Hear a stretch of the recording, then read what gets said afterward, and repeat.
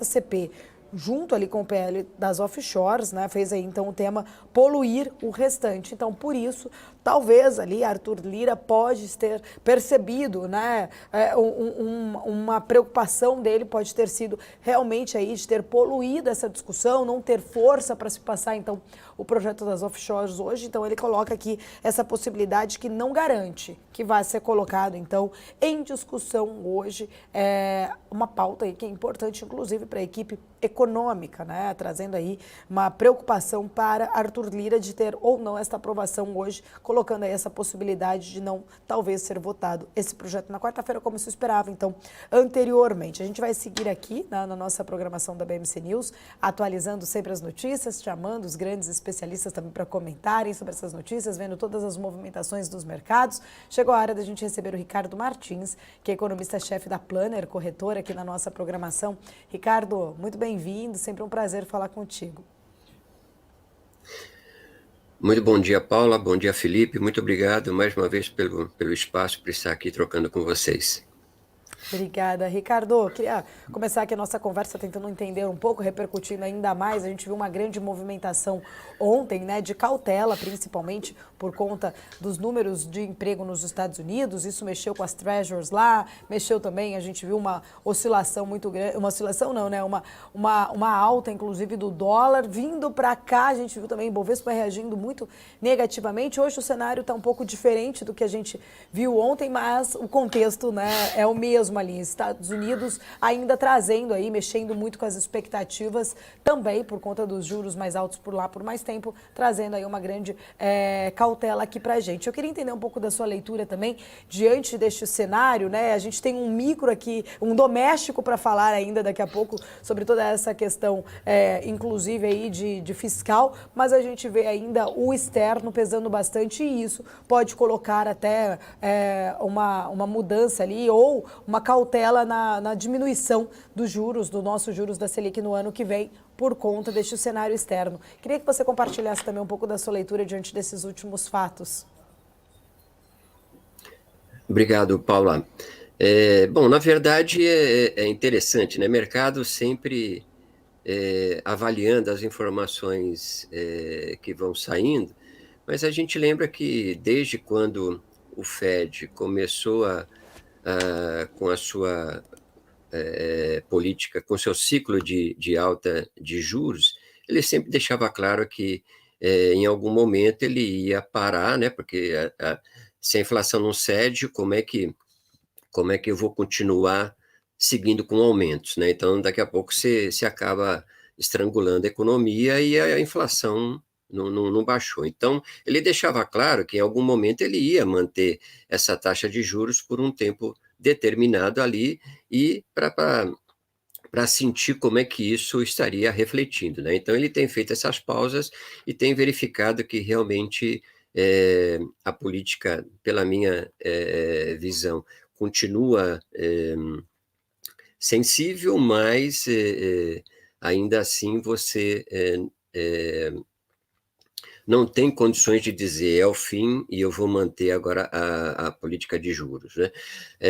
E aí ele se mira um pouco nessa questão dos fatos externos, petróleo e tudo mais, embora petróleo para os Estados Unidos não seja grande problema, porque também é um grande produtor, inclusive agora com o xisto, né? Então, agora já há algum tempo que ele vem aumentando bastante sua produção, e aí vem a questão dos empregos, né? Então, o JOLTS, que foi divulgado ontem, se a gente olhar lá em dezembro, ele estava em 11 milhões de ofertas, né? E o mercado esperava 8,8 milhões, veio 9,6 milhões, né? 500 mil ali muito em cima de serviço, né, natural, né, essa onda, né, esse lado serviços, aqui no Brasil a mesma coisa, né, e aí você fica naquela, bom, isso é oferta, até aí oferta de que qualidade, né, então você precisa entrar no detalhe para verificar isso, né. A questão da ADP, também a ADP, há tempos atrás, eu tenho um pouco mais de olhar, no sentido de que a ADP nem sempre foi um número que o mercado olhava, tá? com consistência, né? Sempre o payroll é que justificava toda essa movimentação, né? E a partir do momento que você percebe que algumas atividades ainda continuam ali prevalecendo e com força, tudo mais, gerando emprego, tudo, você vem com aquela ideia de que o Fed pode, mais uma vez, lá em novembro, vir com 0,25. Eu imagino que o mercado não tinha essa concepção de que realmente o Fed iria até onde está vindo, vamos chamar assim. Daí toda essa abertura, esse nível de taxa que se chegou, né? Então, você olha para os títulos soberanos de alguns países, Alemanha, França, Itália, né? Você vê que são os maiores aí vamos dizer, aí dos últimos 10 anos, né? O maior nível. E para a Itália isso é terrível, porque a Itália, daqui a pouco, ela quebra, ela vai levantar a mão e dizer, chega, estou fora, eu não aguento mais, entendeu? Porque esse nível de juros para a Itália é terrível, né? Então, o mercado passa a perceber, opa, eu estava, né, muito ali tranquilo, no sentido de que, de repente, o Fed ia abrir mão aí na frente, ia se dar por satisfeito. Não, né? Ele está mostrando realmente que ele está buscando, no mínimo, uma recessão técnica, que é aquela história dos dois trimestres ali negativos, né? Então, quer dizer, no mínimo, ele está esperando isso, né? E é o que basta, porque a economia americana até que está indo relativamente bem. Então, dá o que acontece, o que a gente viu aí nesses últimos dias, né? Ou seja, pregões aí muito horríveis, né, em termos de movimentação, e você cai numa análise que grafistas olham demais, né, que é o que a queda acabou muito forte, né, e você acaba, em algum momento, reagindo àquela correção técnica que eles falam de que, bom, deixa eu ganhar um respiro aqui, ver o que caiu demais, que tem fundamento, que eu opere em cima de fundamentos para que eu consiga, né, fazer com que eu consiga enxergar alguma coisa, tá? E é isso que está acontecendo hoje, tá? Petróleo abaixo de 90, um bom sinal. Eu acho que a Arábia Saudita precisa demais dos níveis ali acima de $75, então para ela está bem. A Rússia, facilitada aí por muito país que está ali desobedecendo, entre aspas, ali as sanções, né, e comprando. O próprio Brasil, 70% do diesel importado vem de lá, da Rússia, e isso acaba jogando contra toda essa movimentação em termos de petróleo que vem da Rússia, né? Então, mas hoje é uma correção técnica, o mercado está esperando principalmente o payroll para ver se realmente está indo na mesma linha do que foi a ADP. Oi, Ricardo, bom dia. É Felipe Nascimento falando Bom... agora, sempre muito bom poder conversar contigo. Bom dia, Felipe. Uma dúvida muito importante, porque é o seguinte, você comentou, obviamente, todo esse cenário mais para a economia americana e que está demonstrando mesmo que até a notícia ruim para a economia acaba sendo uma notícia boa para a trajetória do juro lá nos Estados Unidos, né? A gente comentou de PIB, a gente já falou do CPI, do PCI, a gente falou também agora, né, nessa semana, de alguns dados de emprego. Isso, isso ajuda, né, a perceber que o Federal Reserve pode ser um pouco mais comportado nessa questão dos juros. Mas tem dois aspectos, né, que estão ainda mexendo com a curva de juro americana e trazendo repercussão negativa para o mercado de ações, que é a própria China deixando de comprar as treasuries americanas, né? Justamente não se sabe ainda se é uma questão mais geopolítica ou mais econômica, mas o fato é que está acontecendo isso. E um segundo ponto também bastante importante é a trajetória da dívida americana, o risco fiscal lá nos Estados Unidos bastante forte ainda. Você consegue dimensionar, Ricardo, se esses dados bons para o Fed, bons para a trajetória do juro americano, né, de desaceleração, teoricamente, da economia americana, vão conseguir sustentar uma melhora no ambiente em detrimento da trajetória da dívida, dessa pressão chinesa também na curva de juro americana? Isso pode, de alguma forma, equilibrar e trazer uma trajetória melhor ainda para esse cenário? ou essas duas questões vão continuar pressionando e podem ser tão determinantes quanto os dados por lá? Obrigado, Felipe. É sempre também um prazer falar contigo. As boas perguntas.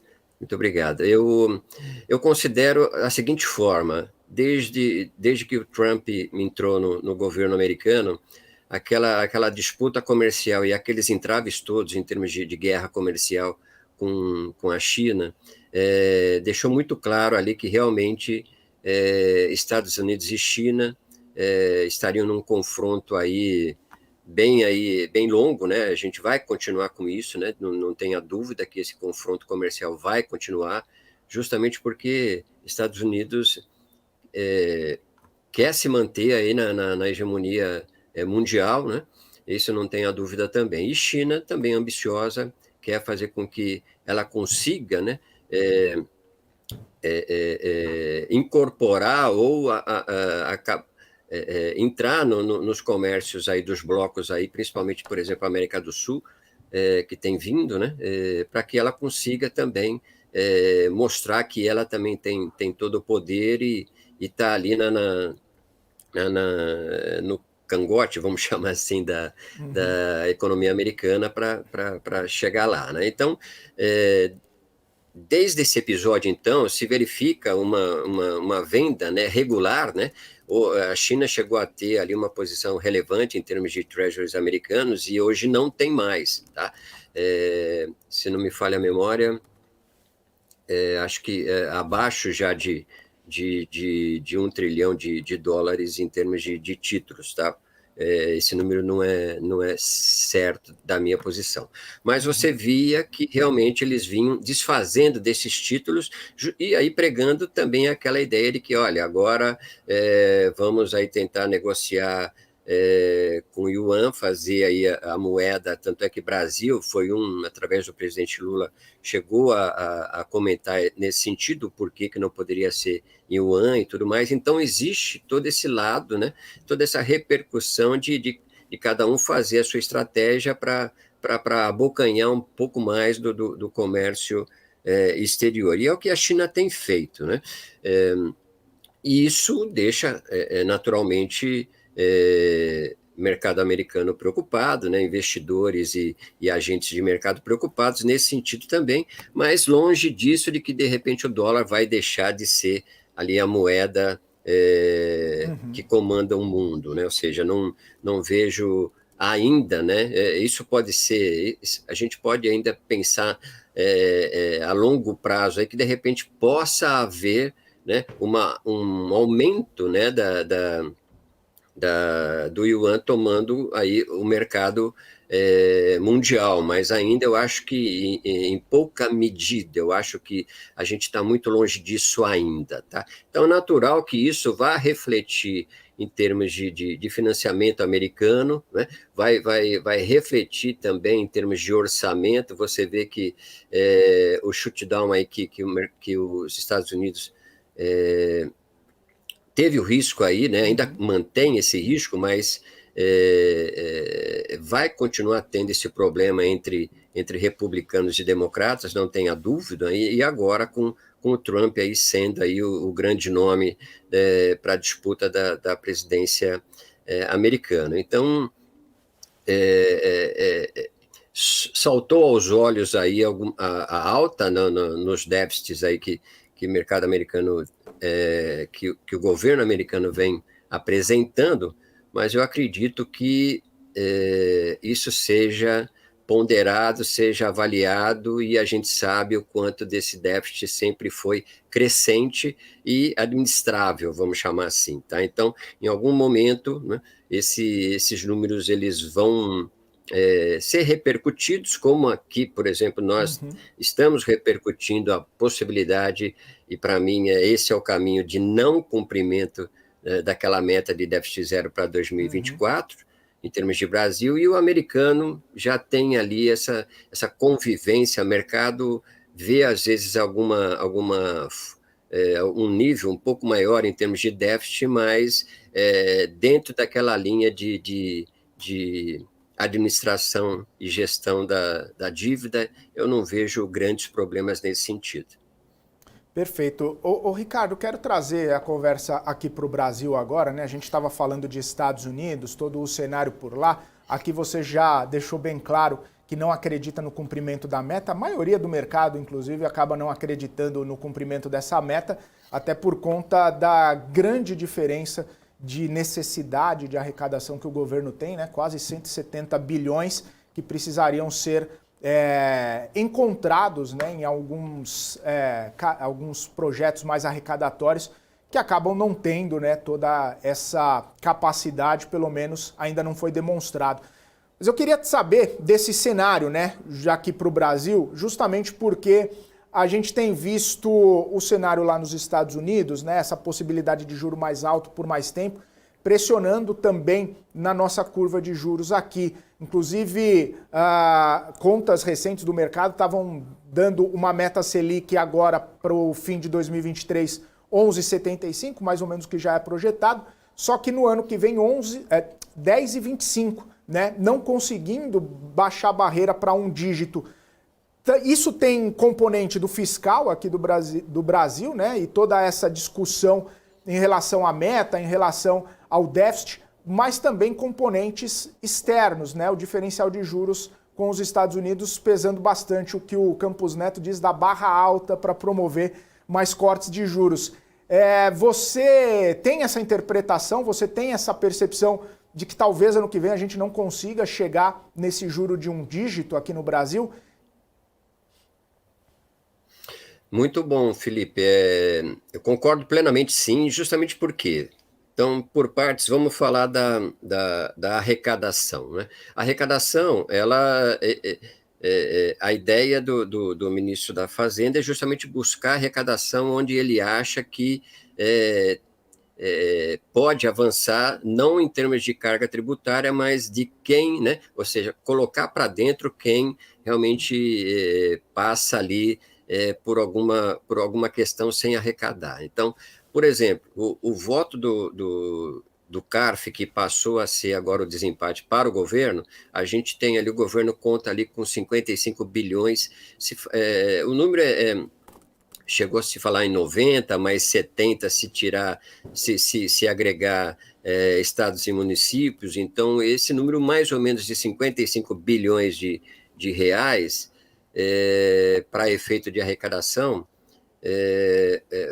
a gente tem que considerar o seguinte, não adianta o CARF dar o voto de Minerva para o governo e achar que eu vou pagar essa dívida no dia seguinte, né? Isso, a gente vê essa interpretação aí no meio jurídico de que advogados já falam, bom, vamos judicializar, não tem por que eu pagar isso agora se eu tiver concepção de que realmente isso está do meu lado, né? Eu perdi no CARF, mas vou judicializar e vou buscar provar, né, dentro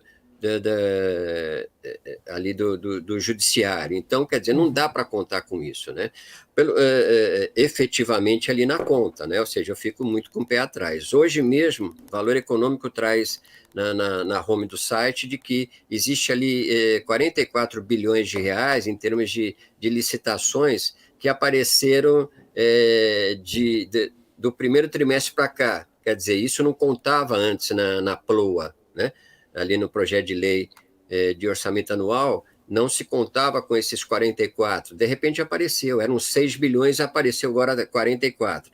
Espera aí, como é que foi calculado isso? Não tem explicação, tá? Ou seja, não se abriu essa informação, não se deu transparência. Daí você vai, bom, 38 bilhões está ali em licitações ferroviárias, né? Nesse caso, desculpe, são questões ferroviárias, em que há ociosidade, há processos que podem ir à licitação, revisão de contratos, então, quer dizer, são coisas que ainda precisam ser retomadas para se buscar essa arrecadação, então também incerto, né? E você acabou de falar sobre a arrecadação ali dos offshores, né? Ou seja, ali a gente sabe que tem uma parte do Congresso que não concorda, mas pode votar a favor se a alíquota for menor, porque a gente sabe que offshore tá nesse meio, né? Ou seja, o Congresso lida com isso também, tem muitos parlamentares que têm contas externas e tudo mais, e seus investimentos e tudo mais. Então, quer dizer, são questões aí, quando a gente vai para o Congresso, a gente olha que realmente existe um lado político que vem imperando, né? Que é difícil de você argumentar ou você fazer ali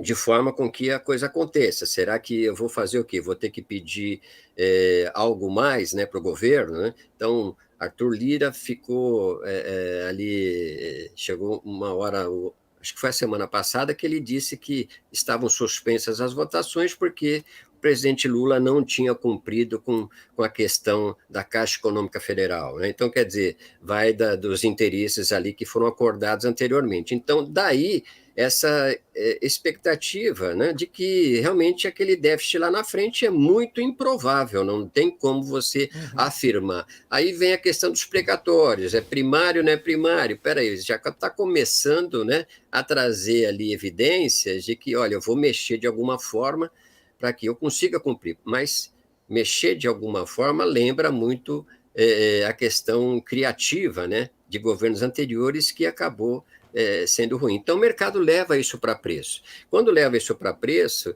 isso vai realmente interferir no financiamento da dívida pública, no déficit fiscal primário, né?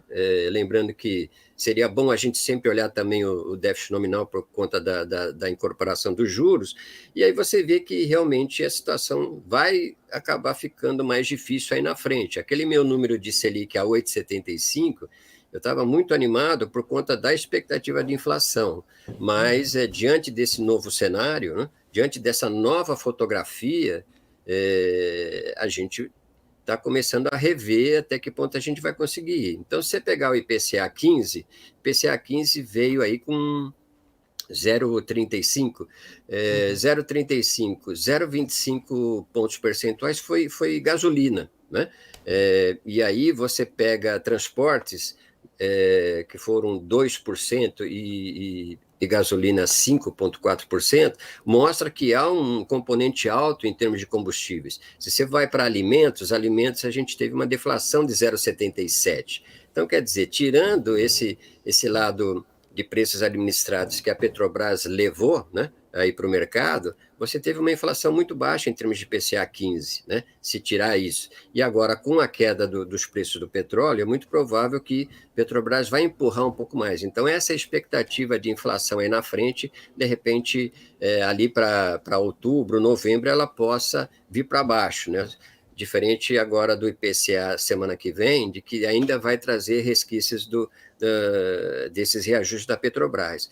E aí vem a questão justamente dos juros lá fora e os nossos juros aqui, né? O mercado olha muito essa diferença de taxa de juros, né? Entre o flight to quality e você manter investimentos aqui no Brasil, né? Então, existe essa conta, a gente vê que essa conta ela está propensa ao mercado americano e vai acabar influenciando a nossa expectativa aqui também, tá?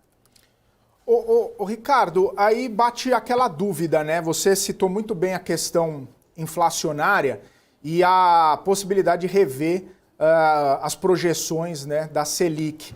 Nesse contexto, né, como você falou, de repente a inflação até baixa um pouquinho, né, por conta de alguns preços aí que acabam sendo menores daqui para frente, mas se a Selic acabar não baixando mais ainda, a gente pode ter aquele famoso juro real cada vez mais alto e ainda um dos maiores do mundo, né? Isso coloca também pressão em cima do Banco Central, que já está bastante pressionado nessa trajetória de queda de juros aí por conta do componente econômico aqui no Brasil, muitas críticas a esse respeito.